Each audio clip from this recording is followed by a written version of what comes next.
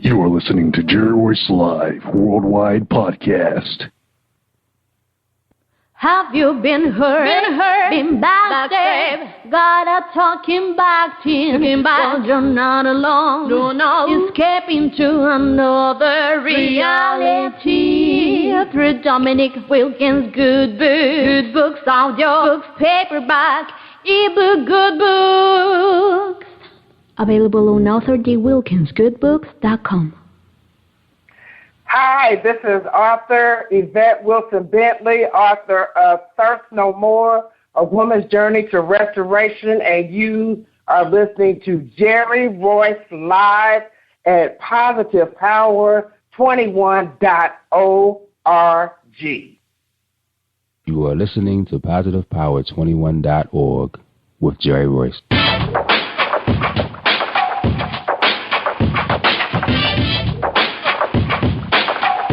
What up? It's your boy Kano Kingston. Hi, this is Angel Sessions. Hey, this is Cotton. Hi, I'm Teresa Powell. Hi, Jerry. This is Ira Sandro Carter. Hi, this is Phil Powers. Hello, this is Teresa Bobby with Jerry Royce Live. Hi, I'm Philip Byrne. I'm live on the Jerry Royce Show. Hey, what it do? It's your boy Houston Saint. Peace, this is Dahlia the Poet, spoken word artist. Hello, this is Lamar Marquise with Jerry Royce Live. All right, everyone. You got Robin Lynn, and I'm keeping it live right now on Jerry Royce Live. Hey, what's going on, everybody? What's up? This is a award-winning podcast with the greatest podcast on earth. Thank you for stopping by. I'm your host, Jerry Royce Live Worldwide on Internet Radio, where you get your positive on. So when it's all positive, it's all power. That's positive power. This is a worldwide podcast for growth, wealth, and success. Thank you.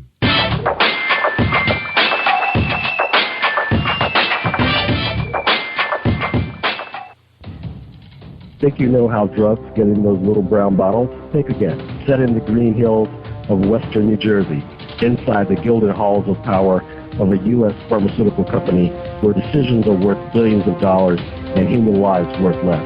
Nicholas Harding, a young executive at Marshall Pharmaceutical, finds his career, family, and life in jeopardy.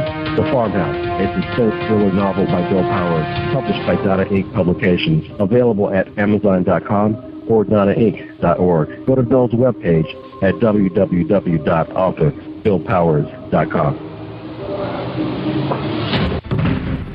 Are you looking for the next great read? A book filled with love, passion, betrayal, and intrigue. The award-winning novel, Season of Change, by Tamika Patrice Kane, is sure to satisfy your literary sweet tooth. Check out this must-read book reviewers are calling uplifting and emotional. And exceptionally great read, deeply intense and thought-provoking.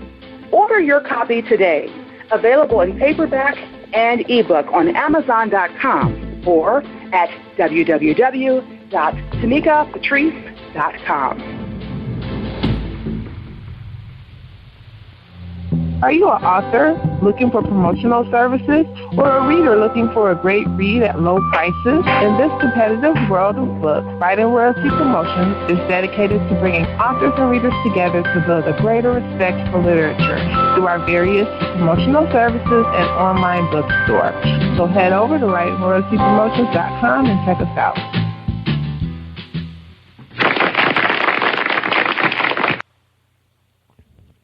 Thank you, everybody. Thank you for joining us, and welcome to PositivePower21.org. I am Jerry Royce Live, and you're listening to episode 334 with author Yvette Wilson Bentley. She's here to talk about her new book, Thirst No More, A Woman's Journey to Restoration. But before we bring her on, let's get a message from Pastor Gerald Manuel.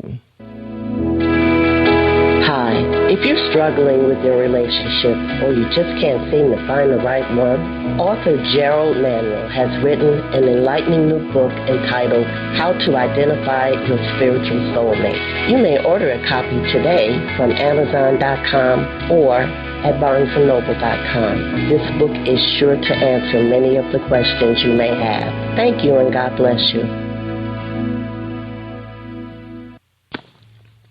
Hi, I am Arthur Crystal Alexis, and I'm on Positive Power 21 with Jerry Royce Live. Woohoo! That's right. You tell them, Crystal. You're online. You're streaming with me now. And I tell you guys, you got to plug in to Jerry Royce Live on PositivePower21.org with all these exciting guests. That's right. They throw down here. They tell their story. If you want to hear a good story, a really good story, you got to come to PositivePower21.org. And tonight, Yvette Wilson Bentley is here to tell a good story. Let me read her bio before we bring her on. Louisville, Kentucky. Yvette Wilson Bentley has always enjoyed creative writing, but it wasn't until recent years that she decided to pursue an active career as an author. Enhancing the journey was Yvette's freshman publication in early 2012. Yvette quickly became an avid learner and embraced each component of the publishing process from start to finish, which has solidified her foundation as an author as well as a literary entrepreneur. Yvette found her own publishing company, Right Type Publishing, in 2014 and published her next title, Thirst No More, A Woman's Journey to Restoration, in early 2015, which debuted on Amazon's Top 100 in the biography and memoir short read division, as well as the top 5 in Amazon new releases in the same category on the first 5 days of its release. In October 2014, Yvette was welcomed to a group of Christian literary women who compiled a short story anthology project entitled Love, Hope, and Faith that was produced by national best-selling Christian fiction author Vanessa Wilson and published in March 2015.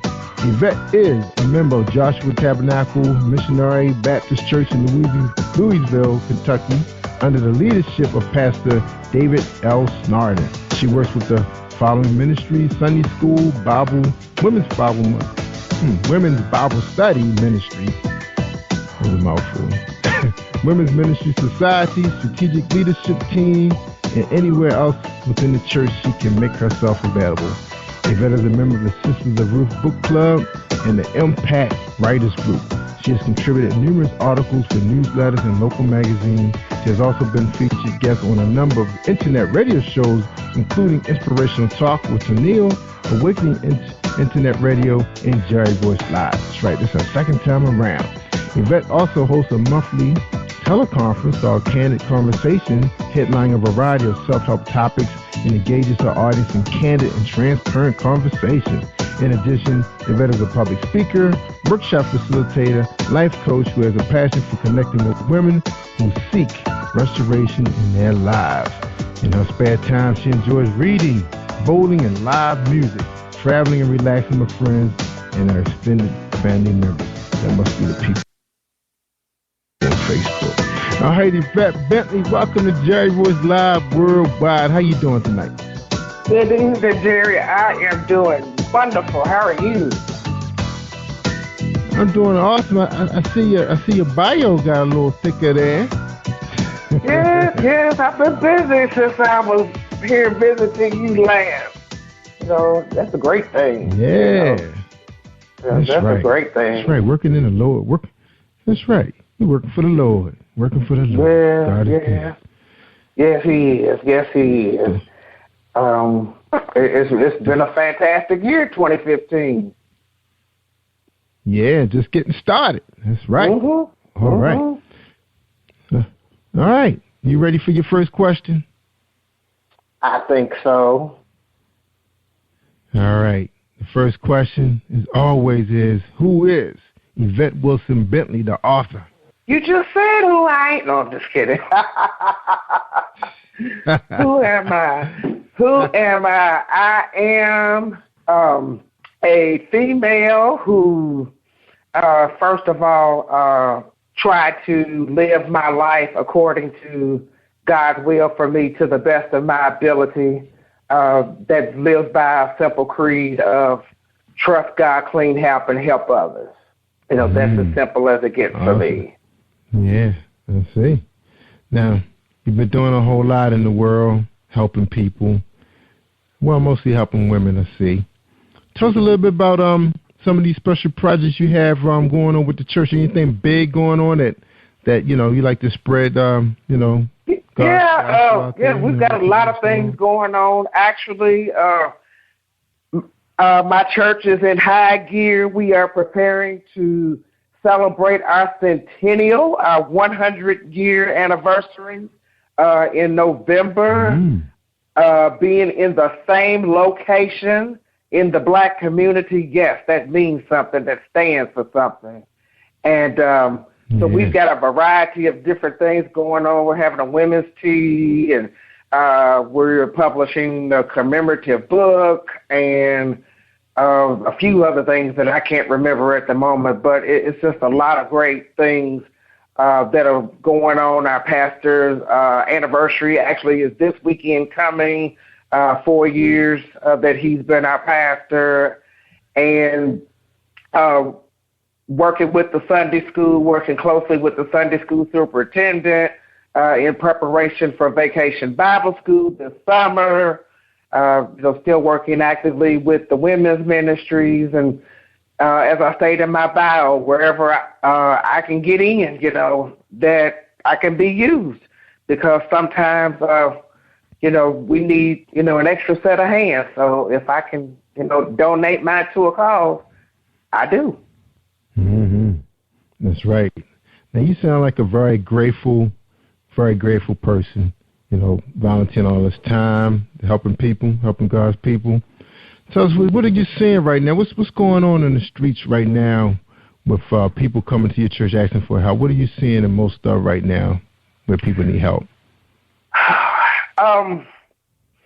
It's so much going on. It's so much going on. A lot of what's going on here in Louisville. We're dealing with a lot of murders here in our city right now. A lot of murders, a lot of shootings, a lot of stabbings, and it's the young people that we're seeing a lot of. I mean, practically every time you turn on the TV, the news is something, or you're getting an alert, on your cell phone that something has happened. Just seeing a whole lot of disparity.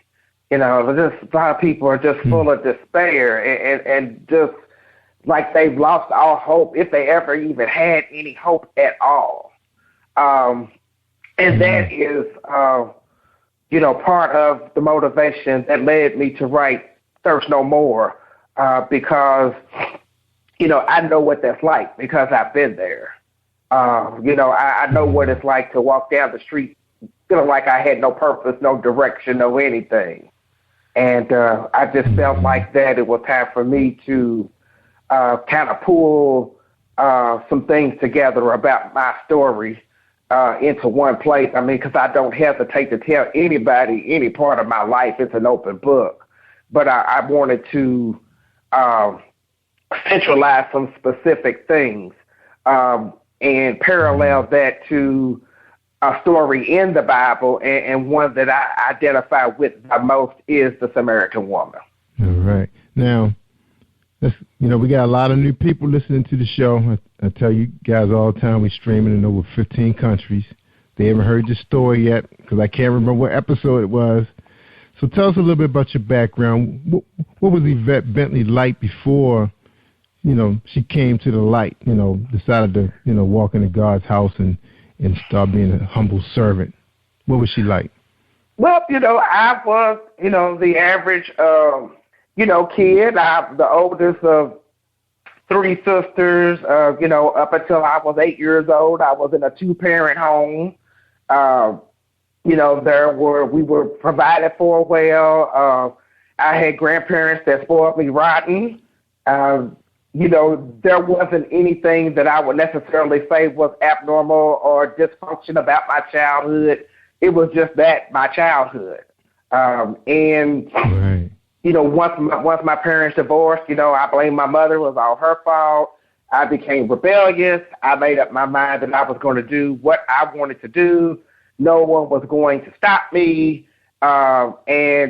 Basically I adopted that mindset for about 21 years, which led to teenage pregnancy, which led to sexual assault, which led to the use of alcohol and drugs, inappropriate sexual behavior, and a variety of other things. And, that mindset of, wanting to do it my way, almost got me 6 feet under before my time.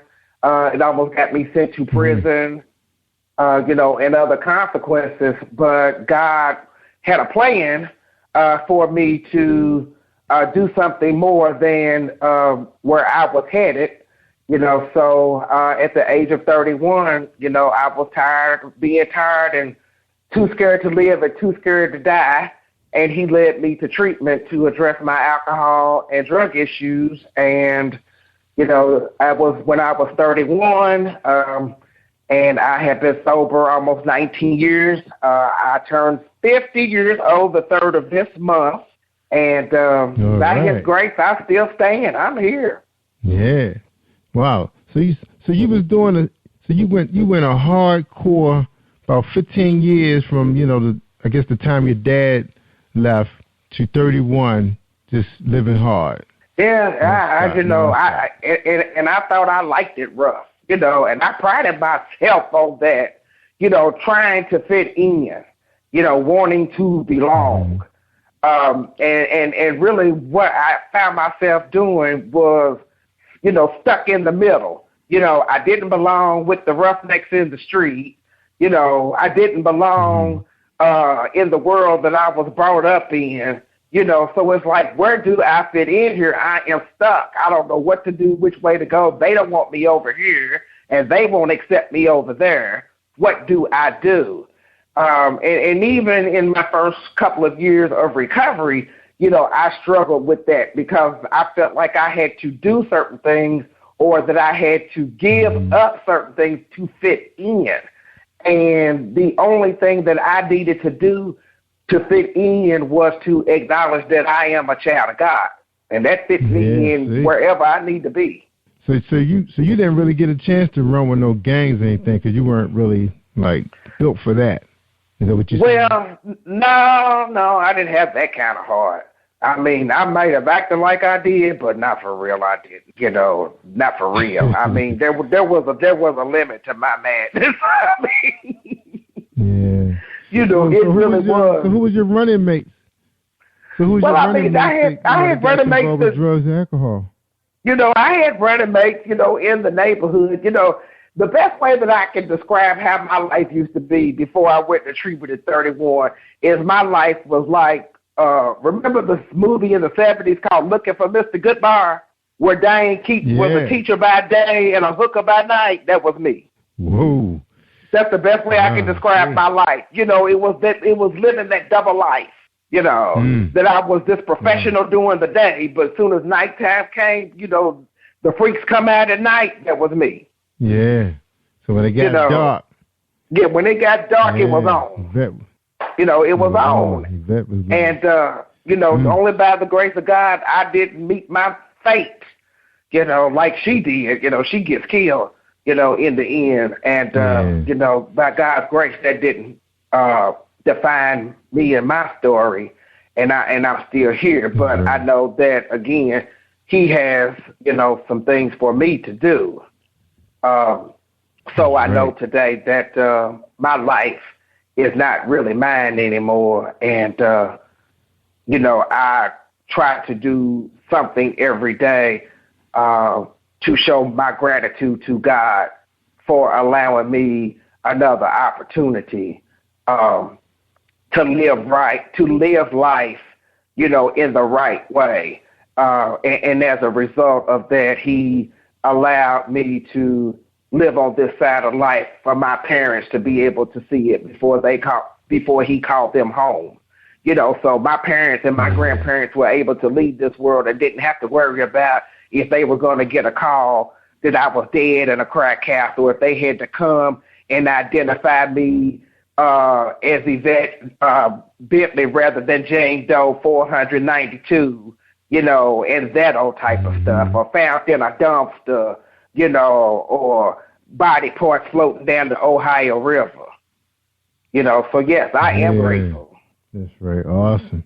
Now, Yvette, tell us a little bit about the involvement with the Sisters of the Roof Book Club. Tell us about that. Oh, yes, Sister Ruth Book Club, best book club in the Louisville area. Yes. I've been with the book club. Oh, my goodness, almost 5 years now. And how many just members? a fantastic. How many members? It's about 10 of us. And they are just fantastic. I owe them so much because joining the book club is really where I began to build my foundation to rededicate my love for reading as well as, my love for writing. Those women have pushed me and encouraged me to write, and to publish. And even when I thought I couldn't, they were like, you can do it. You can do it. I mean, cheered me on, prayed with me, and it has just been a phenomenal experience being with them. We travel together, we laugh, we cry, and we have a real sisterhood that I just can't even put into words how wonderful it is. But what I can tell you is that whenever we get together, God is in the midst. Believe that. Amen. Awesome. Sound like an awesome group of ladies. If you guys listening, I'm shout out to Sisters of Ruth Book Club. All right. And you mentioned another group called Impact Writers Group. What is that all about? Oh, yes. Well, that's a group that I joined a couple of years ago. That group is headed up by Kendra Norman Holmes, another Christian fiction writer. And I am not as active with them physically as I would like to be because most of them live like in the Georgia and Alabama area, and I'm in Kentucky. However, they are available, for me to bounce off ideas and critique, things that I have written and just supportive and there to answer questions. I mean, they are, my literary brothers and sisters, my sounding board and, just a wonderful, wonderful, wonderful group of people. And I'm just praying as the group, the mission and the purpose of the group is being reconditioned at this time, that God is going to make a way for me to be able to physically spend more time with them because they are just a wonderful group of people. Awesome. Shout out to them. Impact. That's right. Impact Writers Group. All right. Man, you got some exciting things going. It's good to meet people. All right. Now, also in your bio, you mentioned a monthly teleconference, Candid Conversation. What platform is that? Well, I have been using free conferencing.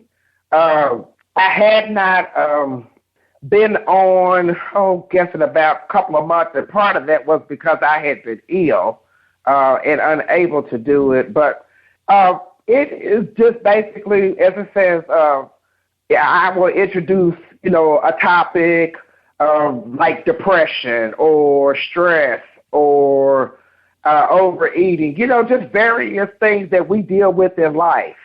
And I may speak on it for about 10 minutes or so, and then just open up the line for people to comment, to ask questions, to share their experience, and kind of just let the conversation flow. And that's exactly what it is. It's a conversation. So, I make it a point to not allow it to become big I and little you, because that's not what it's about. Because as long as everyone has a voice that they can speak, we all have something to bring to the table. And it is something that I am going to start back up again. I'm going to do a little tweaking to the format, just very little, because I like it, and the people that called regularly, they liked it too. But I'm looking to start back up probably in June, but I just wanted to make sure that, got to keep it going. But, in the mix of all that too, I started a new job in November, so I had a lot of things going on at one time, and it was just like, oh, I got to put something on hold for a minute, and that was it. Yeah, you can't do everything. All right. Now, you're a public speaker, workshop facilitator, and a life coach. All right. Tell us about that business venture. Okay. Well, those are new things. Those are brand new, things that I am embarking on. That the workshop facilitator, I feel, very comfortable in advertising that role. And I think a lot of the confidence with that comes with the fact that I teach Sunday school. So I'm used to presenting material to a group of people. And let me tell you, I teach the senior Sunday school class, and they don't play. They start on time. Sunday school starts at 9:30, okay? On the dot. And you can't half-step. You have to know your material. They will call you out. But, they don't mess around. You have to come prepared. That really, that's my foundation, is teaching, that class. So I don't have any issue with that. As far as the coaching, I am currently studying a coaching program, but with the life coaching, I don't feel like it's so much even a formalized thing that I have to do, because it's something I believe I do all the time. When I talk to people, that's right. I mean, I do that every day, all day. Even at work, I have a group of women, younger women, at work. Missy that, can you da-da-da-da-da, or Missy that, da-da-da, so it's just a part of living, as I know it. And it's just basically passing on, what's been freely given to me. But, those are just some brand new things that I'm looking to embark on, and, and we'll see where God takes me, in those directions. And if those are not the directions that he wants me to go in, then he will show me how to reshape and repurpose them for another direction or for another purpose. That's right. Amen. Now, Yvette, we're coming up on a break now. When we get back, we're going to talk to you about Right Type Publishing. We're going to talk about your new book. We got to talk about your new book. That's why she's here. Thirst No More: A Woman's Journey to Restoration. Now, that's a nonfiction book, Yvette. It's nonfiction. All right. I think Jerry Royce Live posted it as a fiction book, but we'll fix that on the website. Don't forget, you guys are streaming, off of Spreaker.com/Positive Power 21. Don't forget about PositivePower21.org, the website where you can listen to all our archive shows, any show that's in order.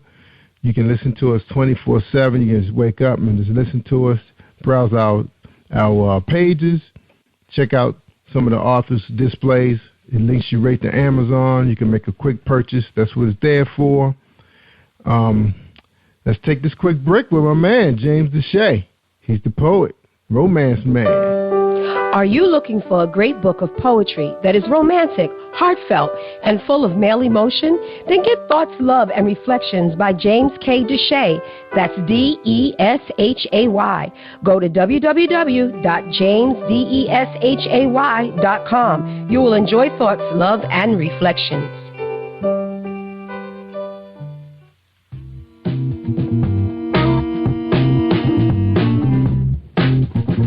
Are you an avid reader of urban fiction, looking for drama, suspense, and more? Reedswell Publishing is dedicated to bringing the world's best literature to our readers. Urban fiction, erotica, sci-fi, mainstream fiction, and children's literature are just some of the genres produced by our diversified family of authors. You can reach us on Facebook, Twitter, Instagram, and at our website, www.reedswellpublishing.com.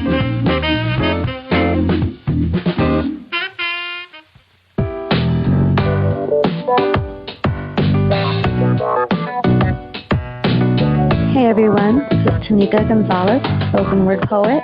Whenever I'm online, I'm always listening to Jerry Royce Live. You can find Jerry on www.spreaker.com. Positive Power 21.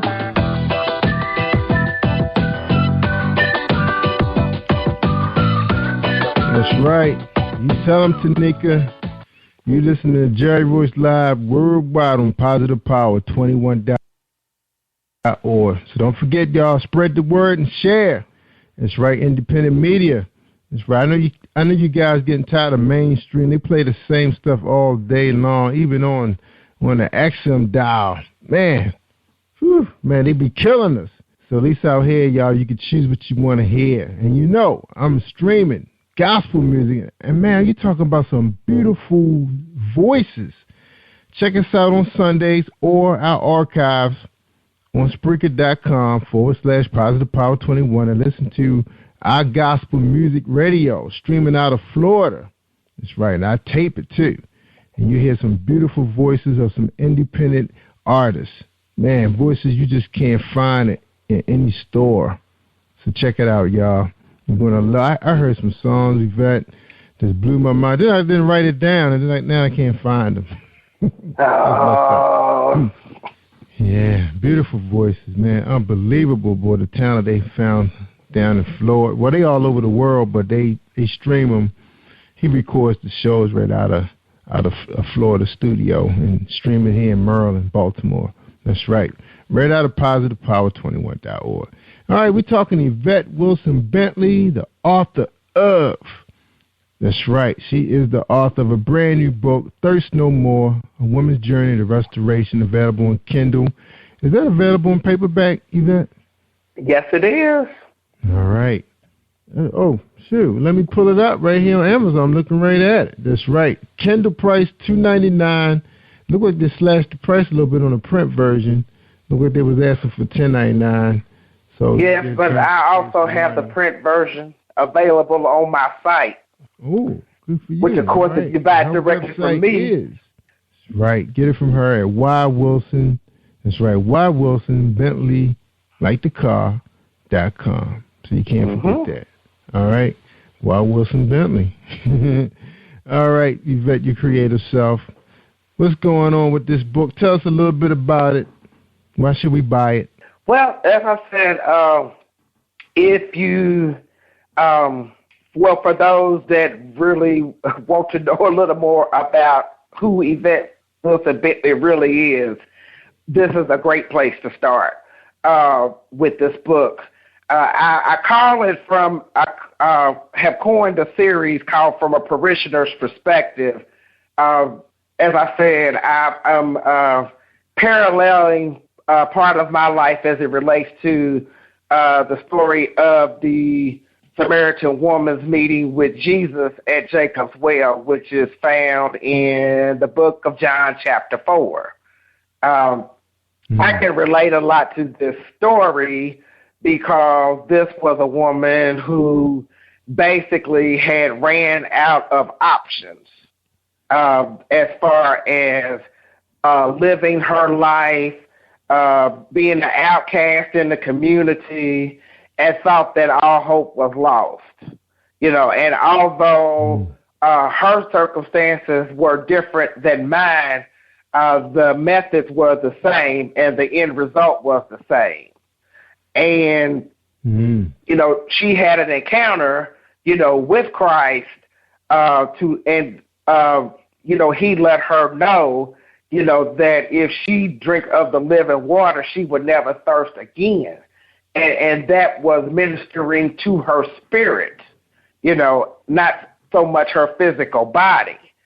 And when I decided to sincerely make a change in my life in 1997 and not put God on the bargaining table like I used to, you know, I used to pray those prayers, oh God, if you do this, I'll do that.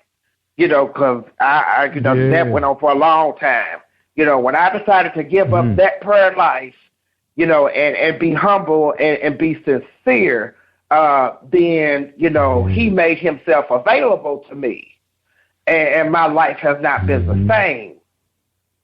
You know, it has not been the same. And just like that woman, I was an empty bucket. I was running around here dry, dehydrated, you know, spiritually dehydrated. And, you know, he began to fill me, you know, with the living water, with the Holy Spirit. And, you know, I cannot take any credit for who I am today. You know, I just can't. I just can't, because in and of myself, I should have been dead or in prison. I ain't confused. I'm not confused. So who's this book for, Yvette? Who would benefit the most from this book? This book is, well, you know, I love women, and you know, and it's not to say that I don't love the fellas, because I do. But this book is for anyone. This book is for anyone, man or woman, who wants a simplistic message of someone sharing their experience of how they came to begin a relationship with God.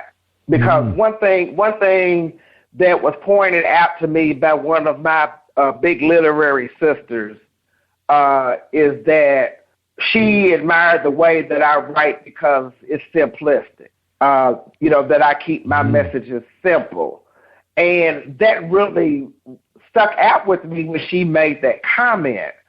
And so what I thought about is meeting people where they are. You know, again, no big eyes, no little U's. Meeting people where they are. Not to say that you don't maintain a certain amount of reverence or tradition, but meeting people where they are. You know, so I'm not sitting here high on God and low on people. That's just not who I am. Right, bringing it. You know, I don't get down like that. You know, I'm not the one that walks around with my dress and my hat on Sunday, you know, and will ride down the street and say, that's a shame. I throw on my tennis shoes, blue jeans, T-shirt, and I don't have no problem standing on the corner talking to whoever, whatever. If they'll listen, I'll talk. That's right. Trying to save somebody. Now, Yvette, your reviews say, Thirst No More. What an amazing book by Yvette Bentley. Uplifting and inspiring. How do you feel when you read reviews like that? That it's just humbling. It's just humbling. It's so humbling. It's so humbling because it's their answers to my prayers. Yeah. You know, and my prayer is that I have allowed the Lord to use me to help somebody else. You know, I have allowed the Lord to come before me, and I have moved Yvette out of the way. That's right. Because if that get in the way, it ain't going to... That's what we're here for? I know that's why we're here. That's right, to help fellow man. That's why we're here. We are instructed to tell the good news. And we all have a gift, and we all have different vehicles in the way to do it. Mine is through my writing. Yep. That is so true. So true. Now, Yvette, offline. Now, we know, you're online doing your thing. Offline, where can people find you to get this book in their hand? They want to sign. Where are you going to be this summer? What's your plans? Well, for the summer, I don't really have any plans for the summer as of yet, although a potential opportunity has come across my desk this afternoon. And if a person just stays connected with me on Facebook, you'll know where I am. But it possibly may be in Indianapolis at the Black Expo in July. But I am. At first, I said this summer I was not going to have an event, but then I'm starting to change my mind. because I wasn't in the best of space when I made that decision. But I'm starting to get excited about this book and just excited about myself and where I am and what God is doing. And I'm going to plan something, but, you know, people just need to stay connected with me to know. And, of course, because I'll put it on my site and I'll put it on my Facebook page and my Twitter, you know, and all that. And because I do want to get out and meet people. I love getting out and meeting people and talking to people and signing books. I love that. Mm-hmm. All right. Now, what are you doing online? I know, you know, we see you on Facebook, but are you doing any other type of promotions? You know, are there any websites out there or other podcasts people need to know that you're getting real good benefits from? Because that's one of the things we talk a lot about is branding, marketing, promoting, getting your name out there to the audience so you can sell these books on downloads and paperback. Yeah, I have some things in the work. I've been blessed to have the assistance of Indie Love Promotions, and so she is in the works of planning, you know, a whole campaign of things for me right now. So yeah. I'm sure there are some things that she is going to be busting out with probably within the next week, you know, or so. And so I'm very excited about that. And I'm sure, you know, probably be doing a virtual tour. And she's working on a couple of live events, you know, as well. So I'm in suspense too. You know? That's right. Right. Yeah, she's something else because we've done some business with her. She's had quite a few of her people in here. They've done commercial plugs, displaying their books. You know, now we rocking positivepower21.org. Now people have a place where they can set their covers so people can see their beautiful covers. Yes. Purchase yes, on Amazon, and I need to get my ad together. Yes, I do. I got that on my list for this week. Now, Yvette, I'm looking at your Amazon page now, and you didn't take full advantage of some of the opportunities that they give you. You know, like you don't have your bio out there, that kind of thing. You know, it's almost like my bio's on my Amazon page. Check you out. Your my bio. Mm-hmm. It's right under my picture. Oh, see, I don't even see your picture on here, but maybe I'm on the wrong page. But I'm definitely looking at maybe I got to click your name. That might help. See your whole list of everything. Yeah. Okay. You got book description. Okay, it's a little something. Okay, I got you. I found mostly a lot. Okay, here we go. I don't know why it took me there. All right, it's there. My bad. Hey. Out there. All right, so everybody can check you out so they know where to go. Now, do Amazon allow you to post your websites? Do they allow you to do that? They don't allow you to do that, do they? External websites, no. But, and I've got a profile on Goodreads. And matter of fact, I'm getting ready to run a couple of contests. Yeah, that's a good idea. We're run a couple of contests. So now, watch out. For a book like yours, nonfiction, you know, what kind of groups out there do you advise, you know, someone to join that's like that have written a nonfiction book? You know, what kind of groups are you allowed to join? Well, not just promotional groups. Well, not just promotion groups. I mean, there are some, you know, writers groups that, you know, will accept either fiction or nonfiction. And I guess probably the better question is, what kind of groups are you not allowed to join? And probably that would only be the ones that are strictly fiction. Right. You know, but now, anything are there else. Any groups out there for women? Well, I mean, like, you know, like women groups that are, you know, like Christian women. Yes. You know, not just writers, but, you know, women that kind of like support each other, empowering type, inspirational. Yes. Groups. Do you see those out there?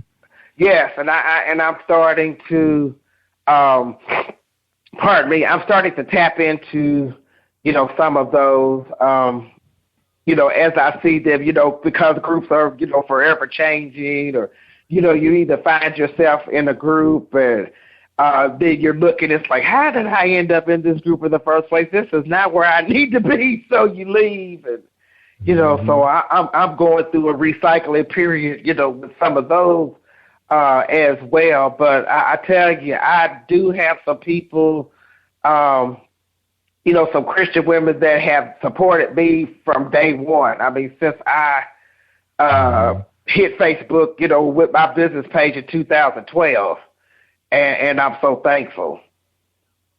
I'm so thankful. Awesome. And, they take me up under their wing and, been there for me. That's right. Good. And I still have a lot to learn. That's right. There's always something to learn from anybody. Now, in your book, I was reading, the introduction, say, Thirst No More, A Woman's Journey to Restoration is the first book in a series. This book is based on one of my favorite Bible studies.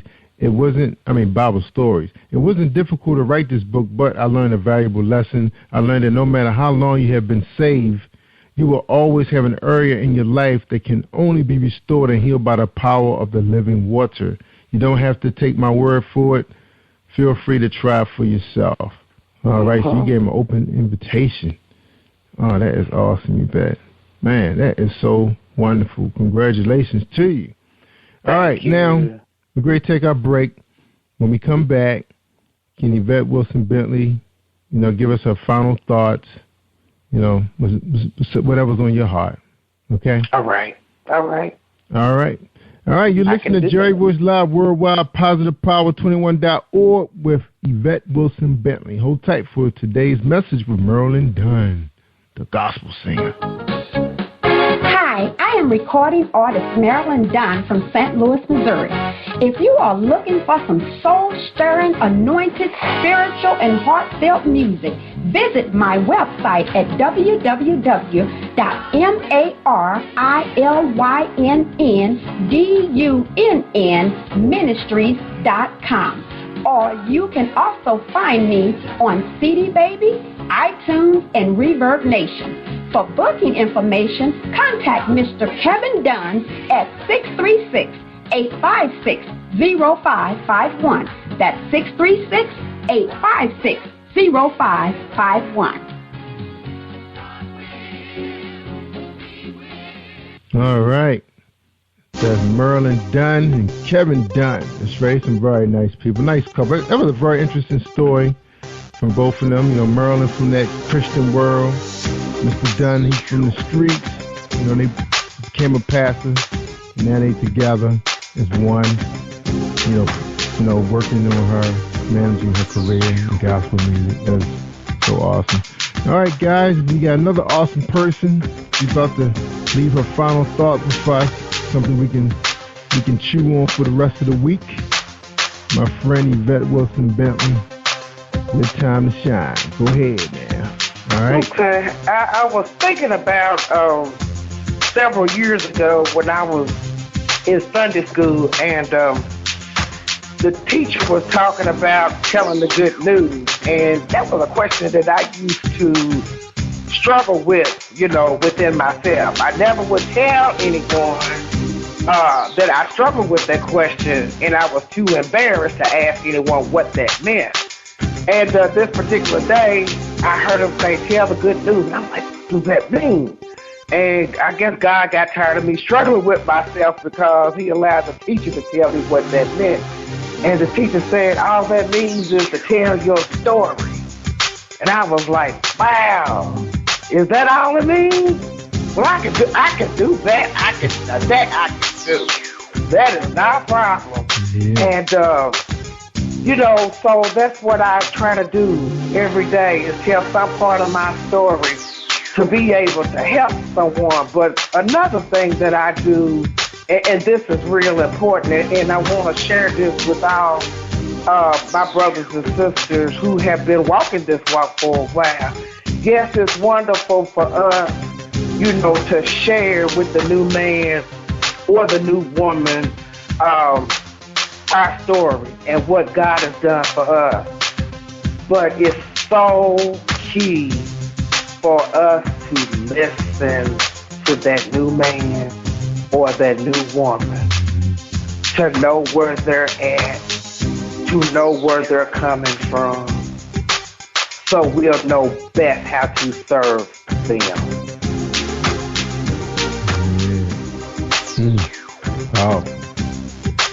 Oh, Yvette, we wish you the best with this book. You know, I'm sure God laid on your heart to publish this story, your journey, and may every woman that touched this book be blessed with it, and they can move on. Because I know, sometimes it takes listening to another person's story to understand, your story, and initiating it. That's awesome. That's so awesome. All right, Yvette, let's wrap up our show tonight. Thank you so much for coming on Jerry Voice Live. I really appreciate it. Thank you for having me, Jerry. You're welcome. And I tell people all the time, Yvette, when they want to hear the good stuff, I mean the real good stuff, just like tonight, you sharing your story, your journey, Thirst No More, Women's Journey Restoration. Somebody got to buy it and hand it off. That's right, hand it off. Someone who's in need, somebody's hurting out there. People need help. And you God's child, that's your job. That's right, that is your job, to pass God's words on to the next man. All right, y'all. I'm Jerry Voice Live. I'm worldwide. Thank you for tuning in. They are Jerry Voice Live on PositivePower21.org and Spreaker.com/PositivePower21. This is a Voice Enterprises production. And don't forget about replay on Facebook.com/Jerry Voice Live.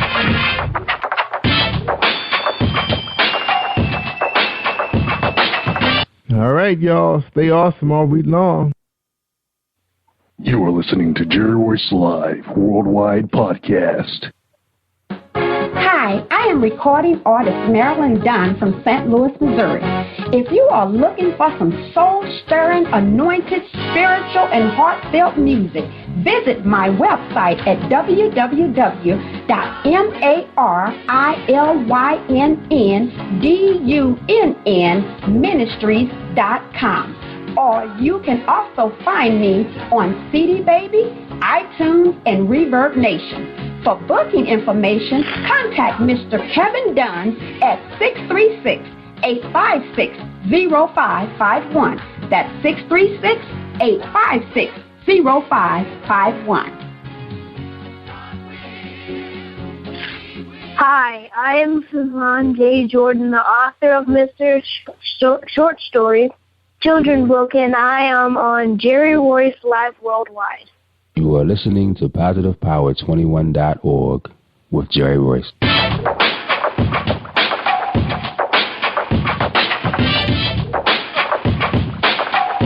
What up? It's your boy Kano Kingston. Hi, this is Angel Sessions. Hey, this is Scott. Hi, I'm Teresa Powell. Hi, Jerry. This is Ira Sandra Carter. Hi, this is Phil Powers. Hello, this is Teresa Bobby with Jerry Royce Live. Hi, I'm Philip Byrne. I'm live on the Jerry Royce Show.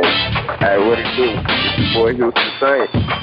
Peace, this is Dahlia the poet, spoken word artist. Hello, this is Lamar Marquise with Jerry Royce Live. All right, everyone. You got Robin Lynn, and I'm keeping it live right now on Jerry Royce Live. Hey, what's going on, everybody? What's up? This is award-winning podcast with the greatest podcast on earth. Thank you for stopping by. I'm your host, Jerry Voice Live Worldwide on Internet Radio, where you get your positive on. So when it's all positive, it's all power. That's positive power. This is a worldwide podcast for growth, wealth, and success. Thank you.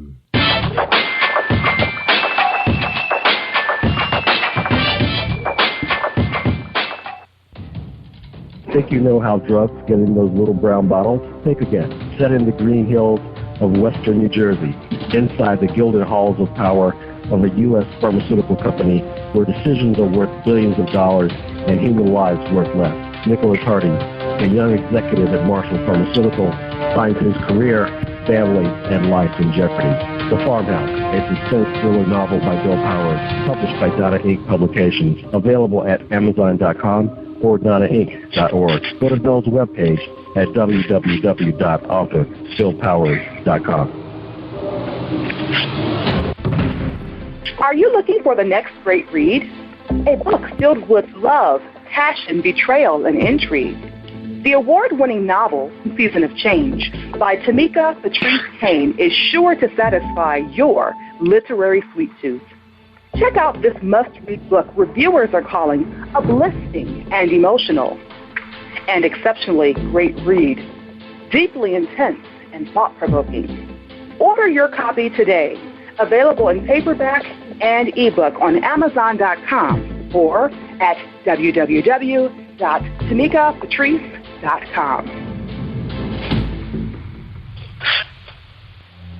Are you an author looking for promotional services or a reader looking for a great read at low prices? In this competitive world of books, Writing Royalty Promotions is dedicated to bringing authors and readers together to build a greater respect for literature through our various promotional services and online bookstore.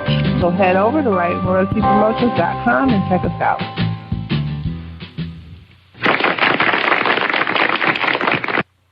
Thank you, everybody, for joining us, and welcome to PositivePower21.org. I am Jerry Royce Live, and you're listening to episode 333. That's right. Tonight on the show, we're going to have Savon J. Jordan. He's our author tonight. But before we bring him on, let's listen to our sponsor for today's show, Mr. James Deshay, and his poetry book, JamesDeshay.com. Hold tight, everybody. Are you looking for a great book of poetry that is romantic, heartfelt, and full of male emotion? Then get Thoughts, Love, and Reflections by James K. Deshay. That's D-E-S-H-A-Y. Go to www.jamesdeshay.com. You will enjoy Thoughts, Love, and Reflections. All right, everybody. Thank you for holding tight and supporting all our sponsors. We appreciate them for holding PositivePower21.org down. We want to shout out to everybody in Bolton Hill. Mr. Ernest Muldrow, he hosted a fantastic fundraiser for some young people in Africa that's right in Ghana. And we want to say hello to Mr. Hubert. He's the president of an organization. I don't have all the information from me right now, but we will be devoting some promotion to his organization to help those young people get some books and some other support they're going to need to make sure that school is successful. He's headed out there now as we speak to take care of some business with his grandmother. May God bless her soul. She rest in peace. And after that, we're going to try to get him on as soon as he take care of the burial of his grandmother. We have him on the show to talk about how you guys can support his endeavor, his entrepreneur, his foundation to help these young people in Africa who's interested in education. That's right. I know some of us, we struggle with it in this country. Say we don't want to go to school anymore. But they want to. They want to go. So anyway, tonight we're going to talk about somebody who's in school right now. That's right. He's in school. He's 9 years old. His name is Savon J. Jordan. He wrote his first book at the age of 9. Savon was 5th grade honor roll student at Purdue Elementary. Savon is now in the 6th grade, still on the honor roll, and he's 11 years old today. He's currently writing his first poetry book that will soon be available on Amazon. Savon started writing books when he was 7.5 years old because he loves to read. 2 books that inspired him to write were Diary of a Wimpy Kid, Do It Yourself, and Junie B. Jones by Barbara Park. Savon gets lost in books as he reads them and say he's actually visualized the people and the stories. His goal is to get one of his books on the bestseller list and aspires to be on TV during a funny sitcom. Savon wants to continue to write more stories and excel at writing. He also loves soccer and cooking, hoping to one day be a famous cook or soccer player. Savon J. resides in Rancho Cucamonga, California with his family, and he says please donate and help him out. You can see the donate button on his website. Savon is able to continue to write his books and publish them, giving children all over the world stories that inspire and ignite imagination. All right, his book is called The Mr. Short Stories Volume 1. It's full of wisdom, written and illustrated by author Savon J. Jordan. This book is for people of all ages to understand there will always be obstacles in life, but there are also opportunities. Each story has a lesson that many of us have experienced, such as how to deal with bullying, knowing how to take care, the time to enjoy the simple pleasures in life, and so much more. This honor roll student with his perfect attendance has been writing since 7.5 years of age after being inspired by his favorite book, Diary of a Wimpy Kid. All right, we welcome to the show, Savon Jordan. How you doing today, sir? Hi, I am Savon Jordan of Mr. Short Story Shout, and I am on Jerry Royce Live Worldwide. All right, so we ready to do this, man. So you ready for your first question? Yes. All right, your first question is, and I know we read a lot in your bio, but I know you're more than just a paragraph or two. So the question is, who is Savon J. Jordan? Savon J. Jordan is the author of the Mr. Short Stories and is now 11 years old. 11 years old. Congratulations. This is volume 1 of the short stories, and I might write a different volume, which is going to be the Mrs. Short Stories. All right. All right. Oh, you're going to write the Mrs. Short Story. I hear you. All right. All right, Savon, so we know that you're a lover of books. Your favorite 2 books are Diary of a Wimpy Kid and Junie B. Jones. What was so interesting about Diary of a Wimpy Kid? I read some of those books with my son. He's about your age. He's 12 now, and he has the whole collection of them and a few other books. So what was so interesting about Diary of a Wimpy Kid in your own words? Well, it was interesting because first it taught me how to write a comic strip, and from then on I went on to writing books. And Junie B. Jones by Barbara Park, it was funny, and I used to read it all night to my parents and my brother. But my brother would sometimes get irritated and want to go in his room. Oh, okay. So, yeah, let me ask you. So, you're not the only child. So, do you have any? I know you have one brother. Do you have any other brothers and sisters? No, I wish I did have a little sister though. All right, you wish you had a sister. Yeah, I got a little sister. I got a younger brother and a little sister, and it's awesome. 3 of us. You're lucky. Yeah. All right. Now what's your brother's name? His name's Ahmad. He actually is getting his own website soon. So because he plays the guitar, he might actually set up his own shop. So, that's it. That's it. Well, so how old is your brother? He is 13 now. He turned 13 March 7th. And, all right. And I'm turning 12 December 1st. It's a long time. All right. That's right. That's right. Now, your birthday is actually close to my son's birthday. My son's name is Jordan. His happened to be your last name. His first name is Jordan, and he plays football. He doesn't play soccer. He tried it though. And he did a little taekwondo, and his birthday is actually December 5th. So it's very close to your birthday. All right. Got a little something in common. I used to do karate too, but not taekwondo. Oh, you did? Oh. Yeah, I studied karate, so we got something in common. I studied karate while I was in college. Yeah, so did you do it for fun, or did you do karate to learn how to protect yourself, or you just did it for exercise for soccer? I did it to protect myself, and sometimes I did it just for fun. It depended on what I needed to do. Because if I was getting bullied at school or something, I would need to learn how to protect myself in order to stop the bullying. That's right.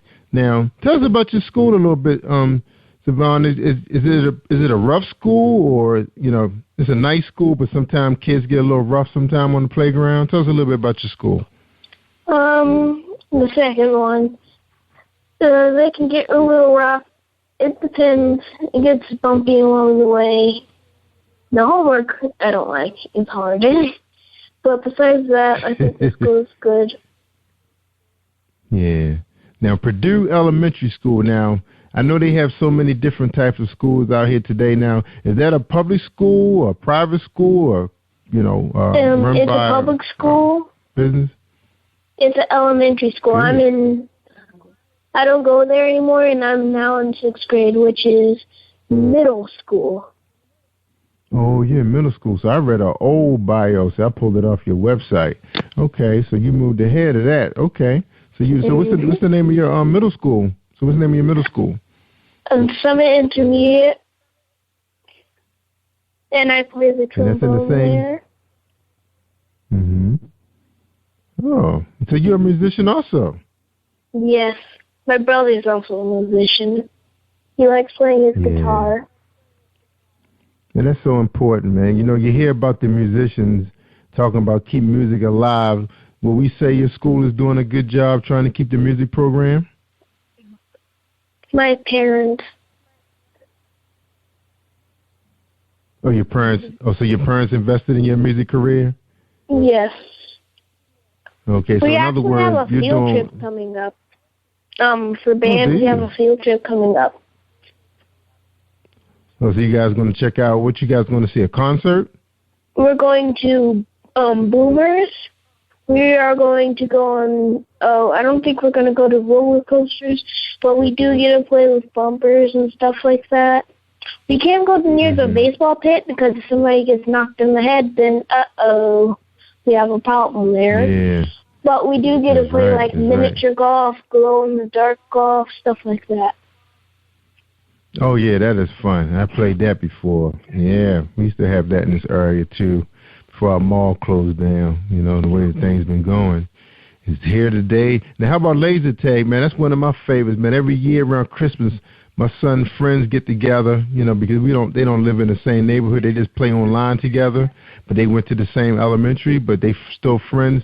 We all get together every Christmas and go play laser tag. Do you guys do that? I think they do have laser tag. How long have you been on the radio station? Oh, I've been doing this. It was a year around Christmas, but about back in 06, 09, I published a show, but the technology wasn't as good as it is now. So I decided to come back after researching.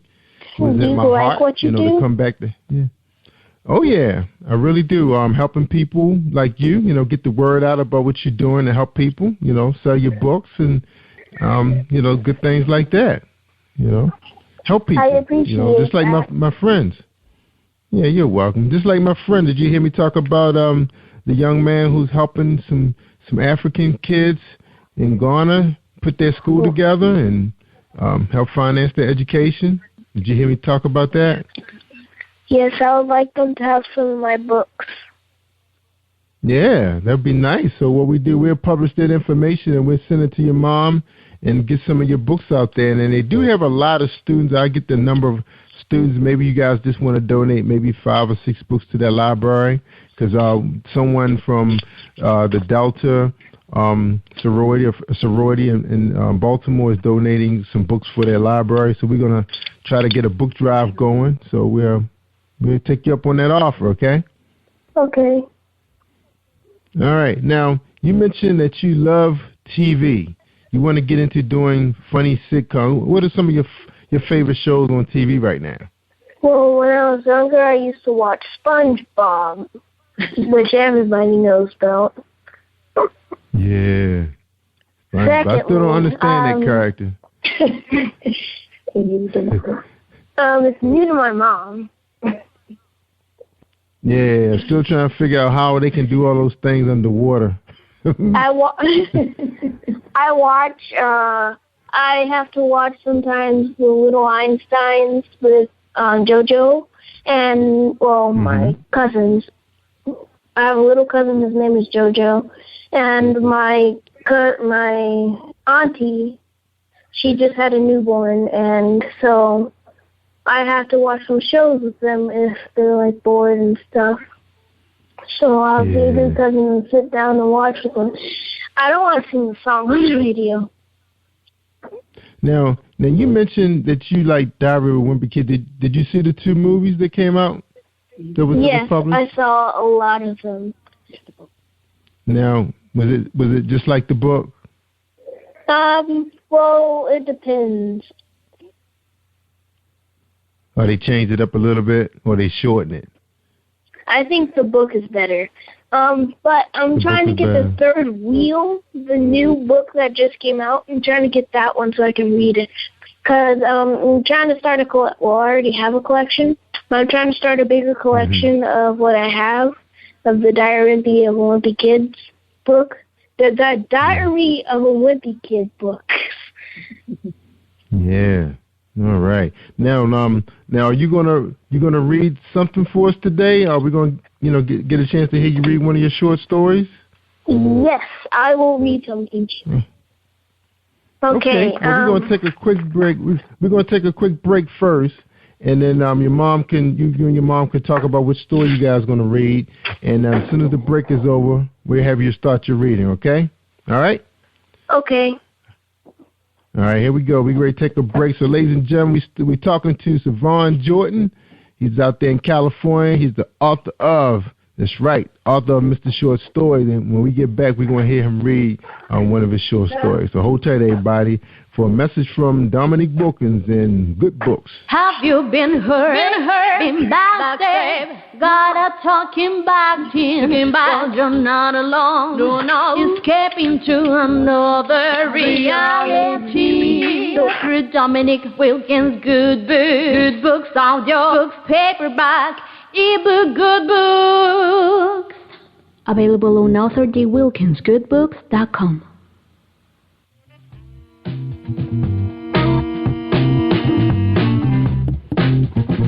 Are you an avid reader of urban fiction, looking for drama, suspense, and more? Reads World Publishing is dedicated to bringing the world's best literature to our readers. Urban fiction, erotica, sci-fi, mainstream fiction, and children's literature are just some of the genres produced by our diversified family of authors. You can reach us on Facebook, Twitter, Instagram, and at our website, www.rootsworldpublishing.com.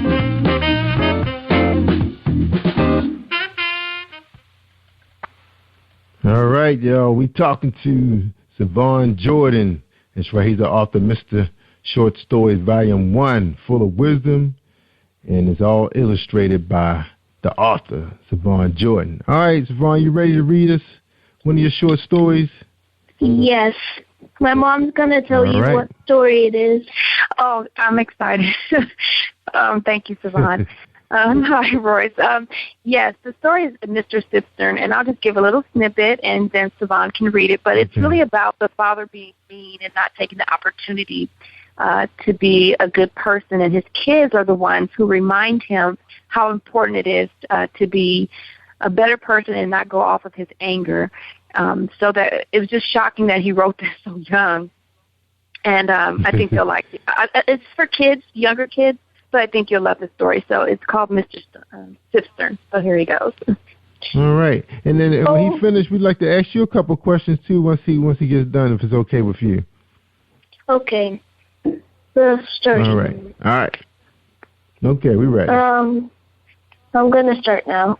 Mr. Sibstern. Mr. Sibstern was mean on the outside, but he was nice on the inside.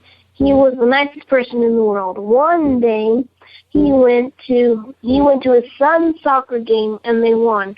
Mr. Sibstern yelled out to the other team, "In your face!" which made his son's team disqualified because he was being mean. All the kids on his son's team said to Mr. Sibstern, "Thanks a lot, jerk." That made Mr. Sibstern very sad, and his son was very disappointed. The next day, Mr. Sibstern was playing with his neighbor's paper airplane. He threw it so far it went to the third house on Foothill, where Mr. Sibstern lived, and that was far on the end of the road. His neighbor was very angry at him for doing such a mean thing and told Mr. Sibstern to go away and never come back. On the third day, some Boy Scouts came to Mr. Sibstern's house to sell some cookies. Mr. Sibstern yelled at them and said, "Give me those cookies." The Boy Scouts ran very fast and never went to his house again. On the fourth day, Mr. Sibstern had a heart-to-heart talk with his son and asks his dad to change the way he has been. This touches Mr. Shipstern so much that he cried and hugged his son. After that day, Mr. Shipstern was a happy man and a better person. The lesson of the story is being kind can go a long way. That's right. Awesome, man. Awesome, powerful message that the world need to hear. And we hope they're getting this broadcast. That's right, Savon Jordan. Awesome, man.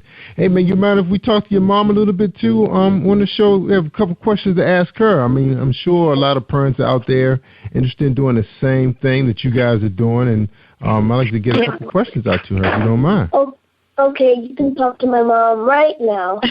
Right, I'm here. Cool. All right, thanks, Ms. Joy. That is so cute. Now, what you're doing is so awesome. In your own words, describe this the feeling you're getting from this part of your life right now, introducing your son to this world of publishing. Well, for me, it's a sense that I am doing what God has called all parents to do, and that's actually to tap into your children's gifts and, help them along the way so that they can be the best people that they can be, right? Because that's what we want. And also him to tap into his gifts and not mine. A lot of times we want our children to follow our dreams instead of their own. And what I did was just, I gave him a deal, and he called me on it. And so the story, he's always writing, and I said, oh, Savon, some of your stories are really good. And I said, okay, well, if you write a full story, I promise to publish it. And do you know he actually wrote it and came here and said, okay, so now can you publish it? I was like, oh, okay. Oh, okay. Well, okay. So I was like, all right, I'll type up everything. And he drew his own pictures, and he just wants to enlighten, parents and kids, because he's been through things at a young age. Seeing things with his school. He was bullied at one time, but he isn't anymore, and that was his outlet. So I am a proud mama, should I say. Yes, right. I bet you are. Now, it is rough out there. I remember, no. being in elementary school. It isn't. It really isn't. Not the area that we're in. We're living in Rancho Cucamonga. It's actually a nice area, but you do have certain kids that feel privileged, which you and I can understand that, right? So right. He is in a school that doesn't have a lot of minority teachers, and I'll just keep it honest. So what he sees mostly is people that are not his complexion, and with that comes a sense of you don't belong here type thing. Right. And him being such a bright child, I guess for some kids being a nerd isn't a good thing, but he's so proud of it. And I tell him to be proud of that. You're a nerd. It's all right. I said the women marry the nerds, just so you know. We marry you. That's right. I just want him to be secure in who he is and never second guess that, so that he can grow to be the man that he is called to be. We all have been through the bullying, but his mother, yes, I grew up on the rough side, so I'm different. I'm a little bit. I tell people that. But so I had to nip it in the bud, and I did, yeah. So school didn't see that. Yeah. But what I meant by being rough, not necessarily mean like dangerously rough, but just like, you have kids that like to spend their day antagonizing, bullying, seeing who they can push over. You get those kids. I mean, I grew up in a really good neighborhood, but I remember there were some boys that were a lot bigger than the other boys. They like to push you. They couldn't play baseball and football that well, so they take their anger out in other ways, on some of the kids who were the smart kids, and, try to make them cry and take their money and their candy from them. I used to see that sort of thing. My brother was bullied a lot, but it wasn't for me being there. It would have been worse for him. Absolutely. So like my 13-year-old, my 13-year-old won't have it. It doesn't happen. But what I will tell you, though, Mr. Royce, is that he would be mainly bullied for stuff you and I would just be shaking our, like, it's so silly, okay? Silly stuff, but right. He had to learn the skills to stand up for himself. That's one thing. So when he got that skill and learned, it stopped. He knows how to take care of himself. And I don't mean physically, just learn how to use your words. But what is the beautiful thing was that we birthed through what Savon and a couple other kids were going through, a couple of his friends. rebirth and self-esteem class that I teach and have my own foundation at. So really, when you realize what the kids are going through, I don't care what money people have and don't have, there's an issue with the young children and how they see their self-image, right? And so we can nip that in the bud. That can stop all this nonsense that's going on. And there's a lot of fathers that are absent, no matter if you're rich, poor, or in between. And these young boys need a man figure. So we have men speakers come out to give that type of connection that's missing. Savon is blessed because he is living in a home with his father, but I tell him, a lot of the kids that are doing this to you don't have that. And so we just try to kind of understand where the other kid is coming from and turn it around. Yeah, that's right. That is awesome. Now he's sound like a gifted kid. You just mentioned that, he plays an instrument and he has interest in other things. Reading is one of them, which, you don't get. A lot of kids like to spend their time playing video games. How do you monitor, what is fun for him? How do you do that as a mom? He has fun. I just allow him to do what it is that he does. Like him and his brother, their downtime is playing video games, and I don't mind. I know some parents would be like, oh, my God, but that's their downtime, and I'm okay with that. Mm-hmm. Or he's outside with his friends playing soccer, things like that, or we do family time. But in our house, education comes first, and so there's a time for all that. So his weekends are free for him unless he's doing sports and, he has to be somewhere. But I just monitor him and allow him to be a kid because at the end of the day, he's still 11 years old. That's right. That's true. Got to have some fun. Now, he mentioned he studied martial arts. Did you see, did that help him in any way kind of gain more confidence than he had before, or he didn't stay in it long enough to tell the difference? He didn't stay in long enough, but, and for him, it's so funny. His martial arts teacher kept saying, why are you smiling when you have the other opponent, right?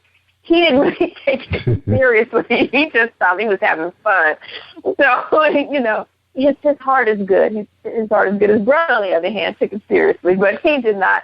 And I just gave it to him to get him a little discipline because he is a hyper child.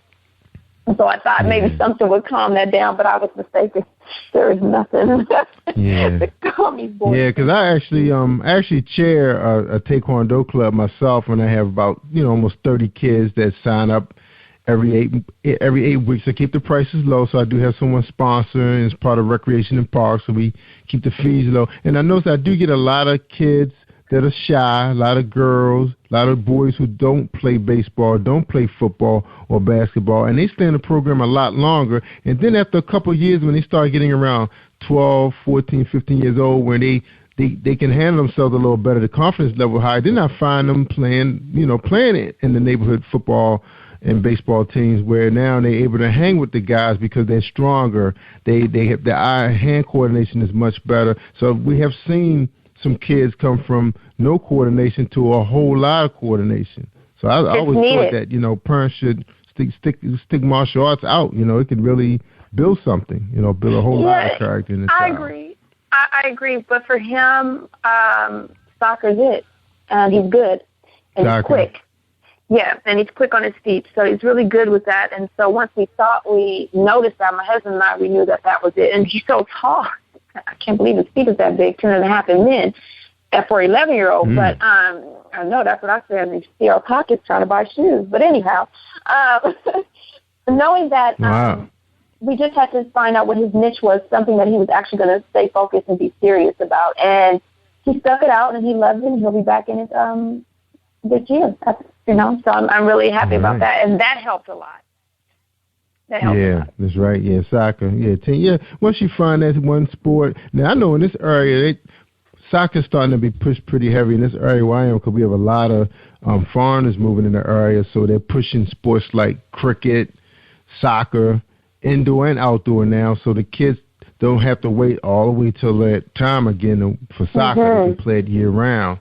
Yeah, so I thought that was pretty awesome, especially when you have volunteers that were pretty good in the sport themselves, keep those programs going. You don't have to wait for Recreation and Parks to initiate it. Absolutely, and Savon has always he's been telling me since he was 3 years old that he was going to play soccer. So he knew before we knew. Oh, wow. He's always loved soccer. I mean, any kid that, because if you watch a soccer game on TV, you're bored, right? Unless you're actually at the event. And so for any kid that wants to sit and watch it on TV too, it's somebody that likes it a lot. So I'm just honored. We're honored to be his parents, quite honestly. You know, him and my other son. Yeah. That's right. Yeah, that's a blessing. Because I'm gonna tell you, I've been doing this show. I told Savon I've been doing the show for a little over a year now, and I hear some horror stories. You know, these adults telling their story, what went on when they were children, their parents and guardians that were monsters. So I went through it. One day we'll talk. That's my story. And so for me, but you can break the cycle, and I chose to break the cycle. I chose to be married and be married 15 years now, and to have my beautiful sons and to be the best parent. Thank you, and be the best parent that I can be to them. And like you said, and still balancing out and allowing them to be kids. But they come first, and I have to say this to parents, you know, and even women when we pray about we want husbands, we ought to not do that. We have to pray that we are prepared for one, because being married is a ministry. It's something you need to be called to do, and everyone isn't called to do it. And then that's why we have all these issues going on in marriages and families and with your children. And so you have to be called to do it. And if I've been called to do anything else, I can tell you I've been called to be a mother, and I am grateful for that. But I waited for my season to come to do that, you know? That's right. Yeah, that's right. 15 years. That's a milestone nowadays. I know that's what everybody said. They go, 15 years. I'm like, yeah. It seems like yesterday. For real, because just the beginning of the month, April 5th, I celebrated my 23rd, my wife and I. Amen. And we celebrated by taking all the kids and we all packed up the Jeep and headed down to the ocean to celebrate our 23rd wedding anniversary. We were just so happy to be able to do that with them. That's beautiful. Some people always say, well, didn't you guys want to go away? No, we planning something big for our 25th, and we enjoy our children, so we wanted to share that milestone with them, the 23rd. So, you know, because everybody's busy all through the week with different sports and school and I commend you with that. My wife, you know. Because that's something that your children need to see, especially in our community. We don't see longevity in that, and we need to see that. So, I commend you with that. It isn't easy, but you're called to do it. Marriage is beautiful and it's blissful, but it also is work. And if you're not willing to do the work, you shouldn't be married. That's right. That's right. You got to put the time in. That's right. You got to communication is everything, not just successful occupations and careers and money. It takes more than money. I mean, you hear all, like you said before, it doesn't matter if you're poor, rich, or whatever. Yeah, it doesn't matter. You got to have God first. You got to love Him and love His Son and ask for it all. You know, ask for help. You know, because it's not easy out here. And your parents. That's right. I tell my kids, and you're gonna need it because we all fall short of the glory of God, all of us. And you know, we'll forsake each other off and on. It just happens, you know, because you have these expectations going in when you're married. But you have to just learn to come to understanding and learn how to understand each other. And that's anything in life with them. If they want what they say they want, I tell them you have to work for it. It will not be given to you like that. That's right. You know. That's right. And it's a blessing when you have two individuals, you know, you got that glue. You know, they know what's important, you know, putting God first, working hard, communication, you know, just keeping everything together, you know, caring and sharing. So that's important for a family, you know, these days. Making decisions together, you know, giving the kids a chance to have a voice. You know? I love that. I was the only one that did that. That's what I do in my house. Yeah. I mean, it's weird to some people, but they're human beings. Yeah, you do want to know. They just little people, you know. Yeah. They have a voice. You know, you want to hear them out too. You know, I used to respect those families that they have family meetings, but it's just not the head of the household that says my way or the highway. Everybody, you know, can contribute to plan vacations and weekend excursions and things like that. You know, what do you guys want to do today? You know, that's always a good question. Not what I want to do today. You know, of course, football season, I can sit around. Yeah, I can sit around all day on Sunday watch football. I know, right? But it's like, what do we want to do, yo, guy? Who's going to help me in the yard? You know, who's going to help Daddy shovel snow? You know, always ask for help. You know. That's what we do in our home. I love it. Yes. So I know you guys don't get no snow out there, but I definitely need every. No, not snow, but I mean other stuff. Yeah. Yeah, and I'll hand right. little Savon back to the mic. I appreciate you having him on. Yeah. This is what he wants to do, so I'm excited for him. That's right. That's right. Get started. Who knows? He may want to be a podcaster one day on his own radio show. Like his mama. I know that's right. That's okay. Right. All right. I'll give him right back. All right, we're going to take a quick break, too. So soon we get back, we're going to get our closing statement from Savon Jordan. And we enjoyed having him on the show. Savon, we're glad to have you. But we'll be right back with this message, okay, man? So hold tight, all right? Okay. I just like to sing. All right. What do you give to a person who has everything? Hi, I'm Darlene Rucker-Williams, and I am the owner of Stylish and Stellar Gifts by Dar. I get this question all of the time. At Stylish and Stellar Gifts by Dar, we specialize in customizing gifts for people and pets too.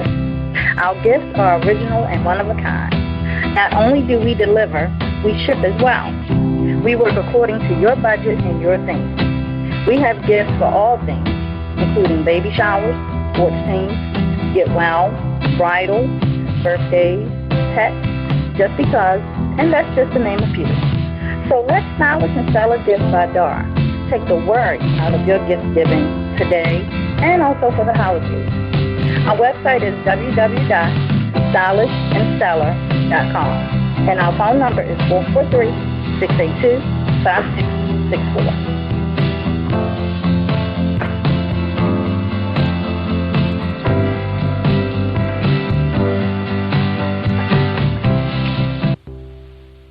PositivePower21.org Internet Radio.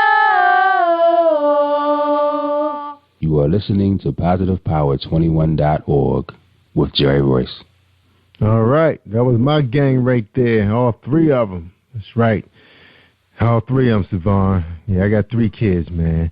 Now, Savon, I understand you're on Facebook and you have your own website. Can you tell us where they can find you on Facebook and the web, World Wide Web?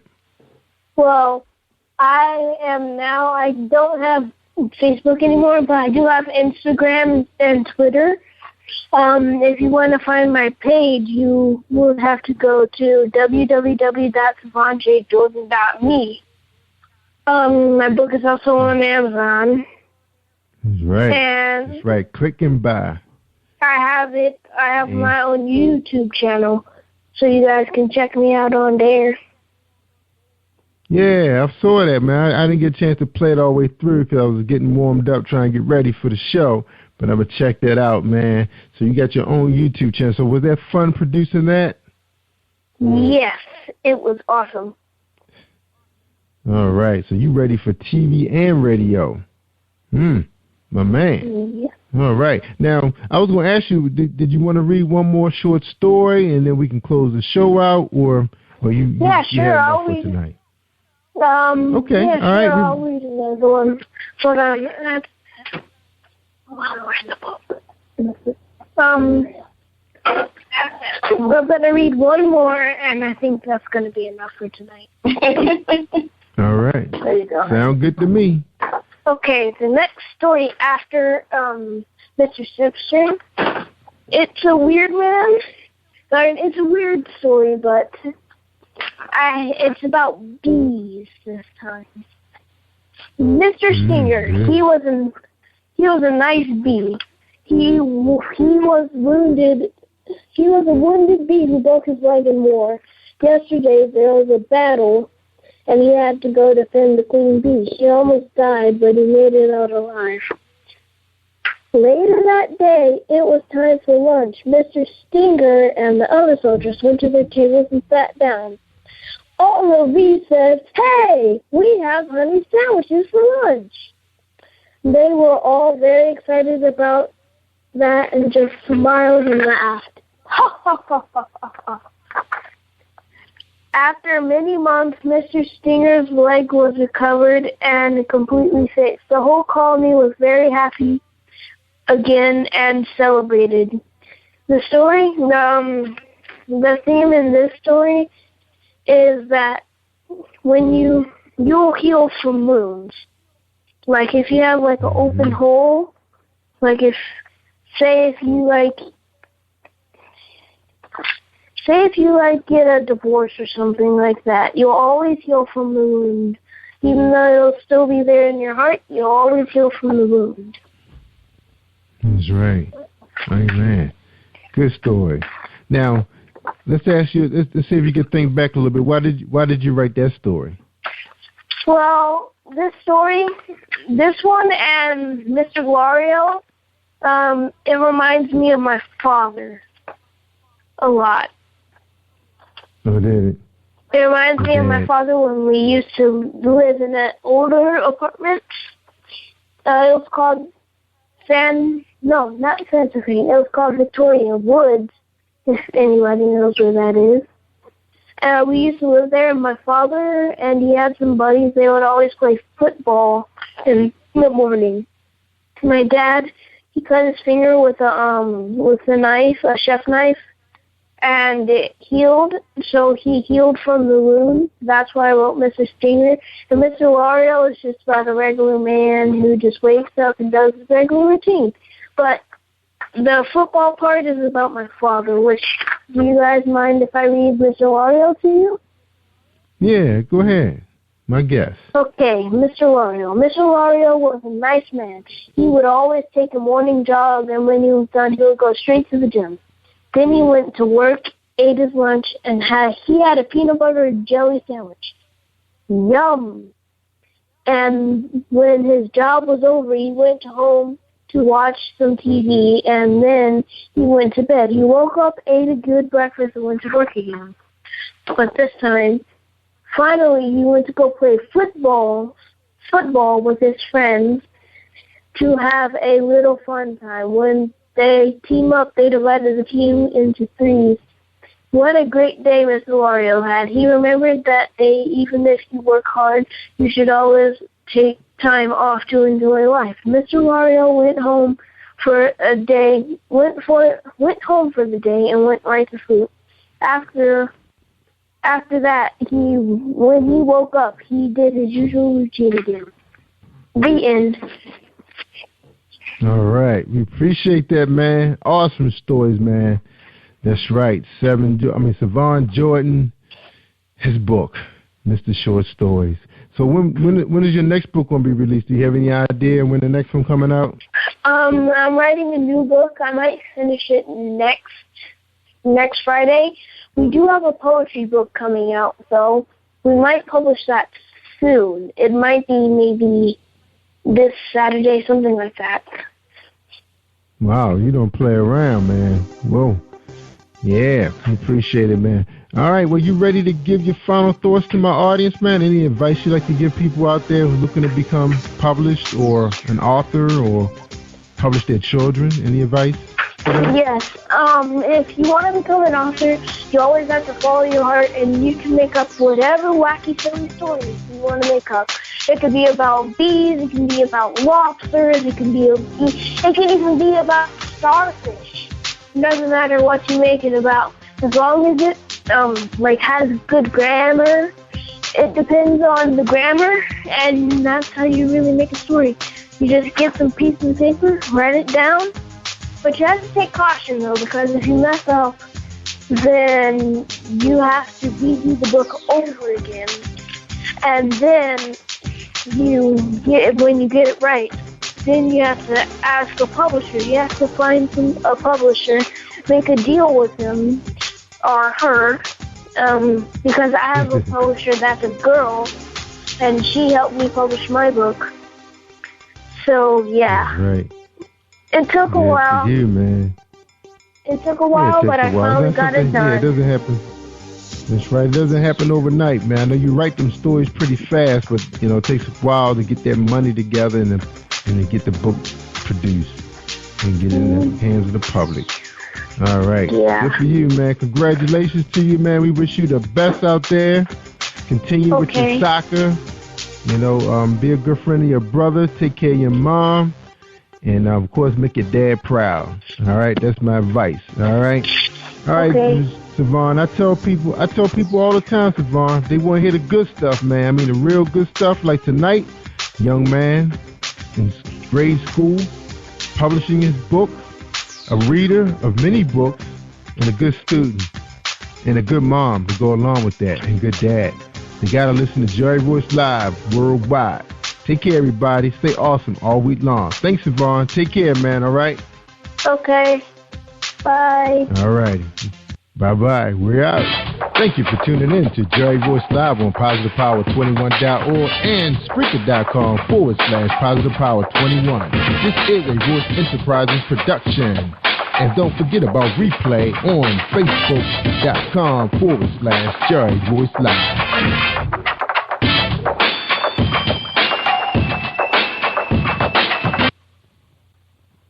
All right, y'all. Stay awesome. I'm Jerry Royce Live. You are listening to Jerry Royce Live Worldwide Podcast. Hi, I am recording artist Marilyn Dunn from St. Louis, Missouri.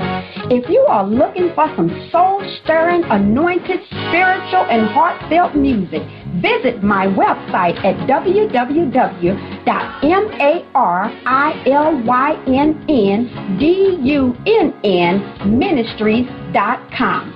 Or you can also find me on CD Baby, iTunes, and Reverb Nation. For booking information, contact Mr. Kevin Dunn at 636-856-0551. That's 636-856-0551.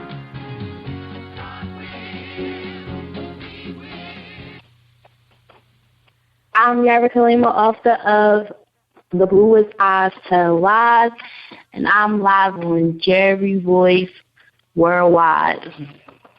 You are listening to PositivePower21.org with Jerry Royce.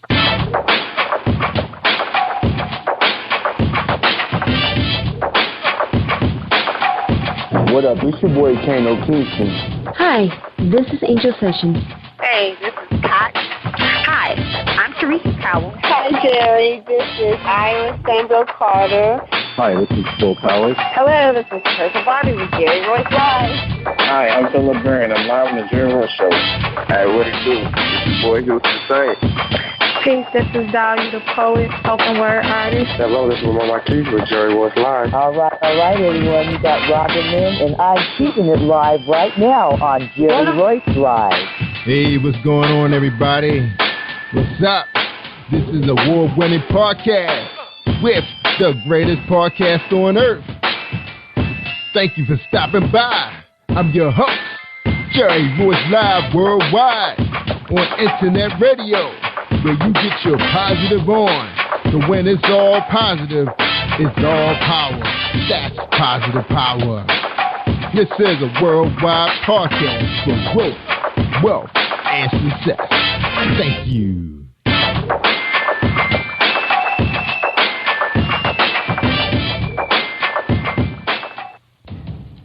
Think you know how drugs get in those little brown bottles? Think again. Set in the green hills of western New Jersey, inside the gilded halls of power of a U.S. pharmaceutical company where decisions are worth billions of dollars and human lives worth less. Nicholas Harding, a young executive at Marshall Pharmaceutical, finds his career, family, and life in jeopardy. The Farmhouse, a suspense thriller novel by Bill Powers, published by Donna Inc. Publications, available at Amazon.com or DonnaInc.org. Go to Bill's webpage at www.authorBillPowers.com. Are you looking for the next great read? A book filled with love, passion, betrayal, and intrigue. The award-winning novel, Season of Change, by Tamika Patrice Kane, is sure to satisfy your literary sweet tooth. Check out this must-read book reviewers are calling uplifting and emotional, and exceptionally great read, deeply intense and thought-provoking. Order your copy today, available in paperback and ebook on Amazon.com or at www.tamikapatrice.com. Are you an author looking for promotional services or a reader looking for a great read at low prices? In this competitive world of books, Writing Royalty Promotions is dedicated to bringing authors and readers together to build a greater respect for literature through our various promotional services and online bookstore. So head over to WritingRoyaltyPromotions.com and check us out.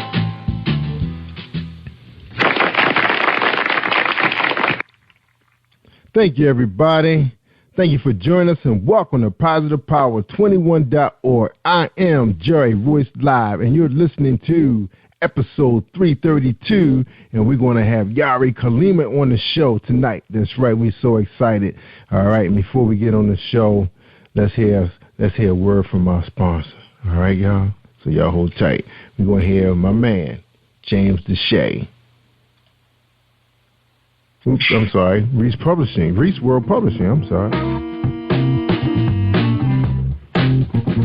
Are you an avid reader of urban fiction, looking for drama, suspense, and more? Reese World Publishing is dedicated to bringing the world's best literature to our readers. Urban fiction, erotica, sci-fi, mainstream fiction, and children's literature are just some of the genres produced by our diversified family of authors. You can reach us on Facebook, Twitter, Instagram, and at our website, www.reeseworldpublishing.com.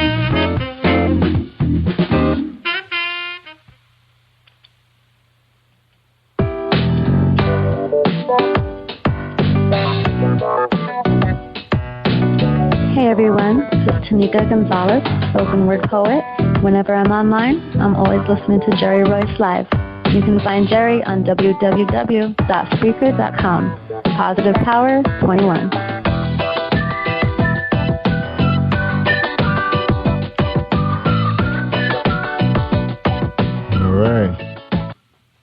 All right, that's Tanika Gonzalez. You got to check out her LP. She dropped about 10 poems. Check it out on positivepower21.org. So check us out, y'all. We're streaming 24/7 all night long. If you want to listen to some interviews, just join us on positivepower21.org and hear some of our independent authors and musicians and stage playwriters. That's right, we do it all. Anybody out there got talent we were blessed with, check them out.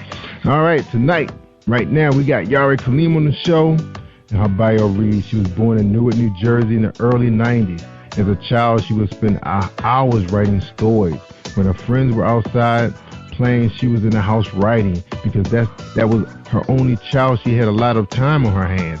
Naturally, when people asked what she wanted to be when she grew up, she would say, an author. As her thirst of knowledge grew, she graduated from American History High School and enrolled in New Jersey City University. Studying to become an English teacher seemed to be the right fit for her. She loves to read and write. Most of all, Yari is passionate about education, and she believes that academic excellence is the key to the future. Recently, however, she changed her course of study to sociology and plans to become a youth counselor. In 2013, Yari published her first novella, Too Much to Chew. It was the greatest accomplishment. Soon after came 3 more outstanding urban fiction novels. Then she started Swag Productions.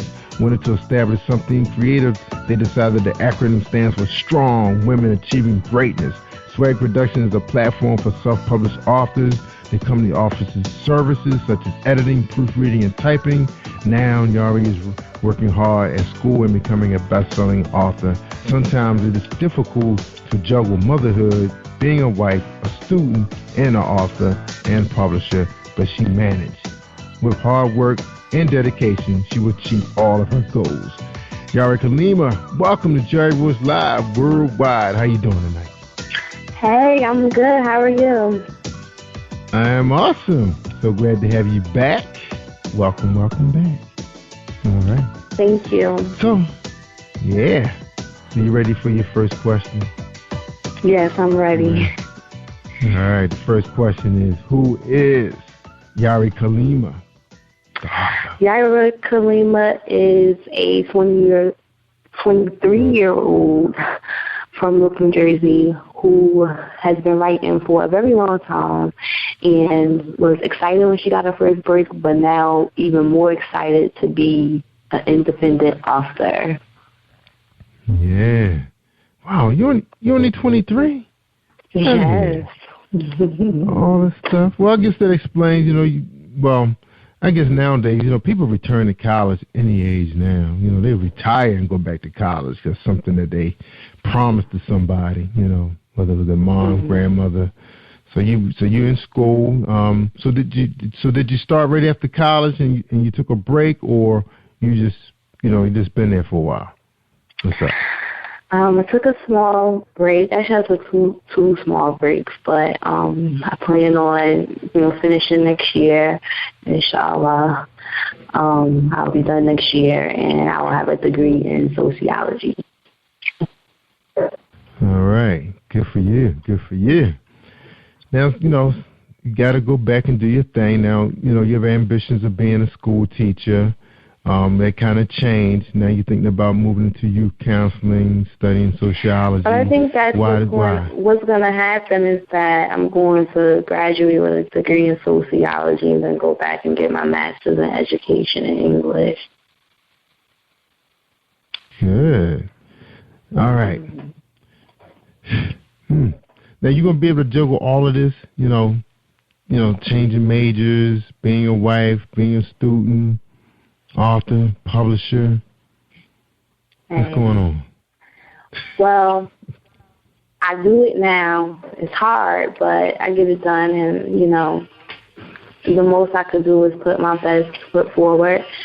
I would rather try and fail than not try at all. So, if this is what I want, that's why my company is called Strong Women Achieving Greatness, because I could do whatever I put my mind to. That's right. Now you're the leader of the pack. Absolutely. All right. Now, Swag Production. Tell us about that. Why Swag? It's my baby. Originally, I started this with one of my companions, Mr. Kara Sahani, and eventually, when you're not on the same path with somebody and not going the same way, things happen, and, now I'm all by my lonesome. And I'm enjoying it. I'm enjoying being the boss, and that's the best part of it all, is that I get to make the decisions. I get to say when, where, who, how, and, that's the beauty in it. And I get to, choose who I want to work with, so good luck. Awesome. That's right. Shout out to all my clients. Yeah, that's right. Mm-hmm. Now they always say good companies have mission statements and vision plan. What's your mission and your vision? The mission is to help as many self-published independent authors get their work out by any means necessary. And I do more than just I'm not really a publisher. I really just do the background stuff. I edit the books, I proofread them. Some of my clients, I do the whole publishing process for them, but they're all independent authors. So, my main focus is to help entrepreneurs take their experience to the next level. And I also do radio shows. I do website building. I have a whole promo pack, so I do a lot of stuff aside from writing books and publishing. Yeah. Now, being I know you want to try to be the best thing you can be. Why take on all of this now? While you're in college, because if you.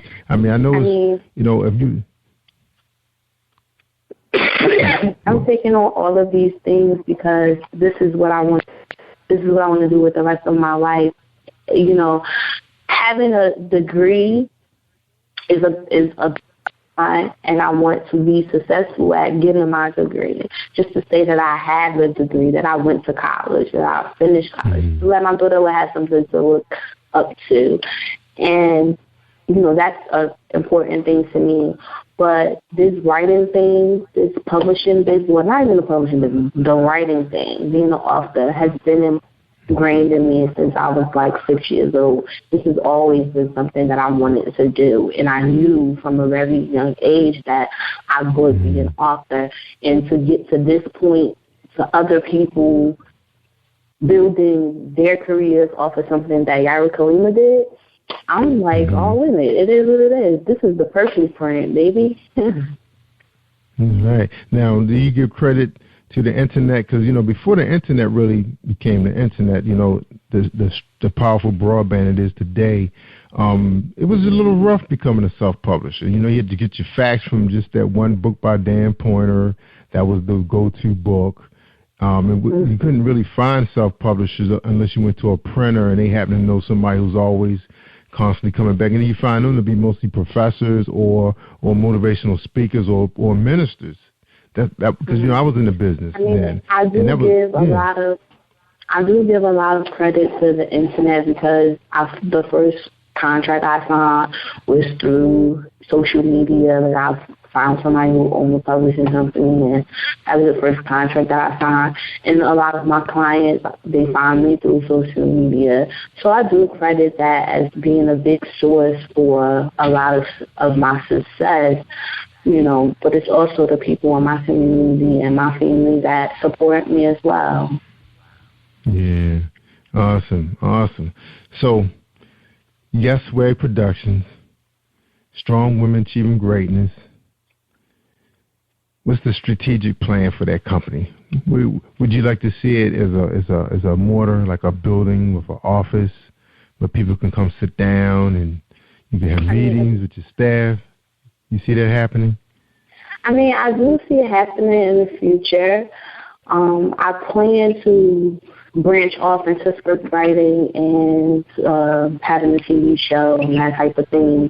As I mentioned, I am the host of Swag Radio, but I want to do a talk show. That's like a next goal for me. Like I'm researching some things, and I live in Newark, and here we have Cable Vision and we have an Access channel, so I'm looking into starting a small show on the cable access. It's a start. Yeah, until I get to where I want to be, that's if I have to start there, then it is what it is. And right. I've interviewed over 200 authors in the last couple of months, and I have a big voice, and I'm going to use it. That's right. Awesome. Now, for my audience who don't understand, public access, because I know a few people have tried it and they got a little frustrated because they don't know when their program is coming on. They never tell them. But tell us a little bit about what you know about it, what you know of it.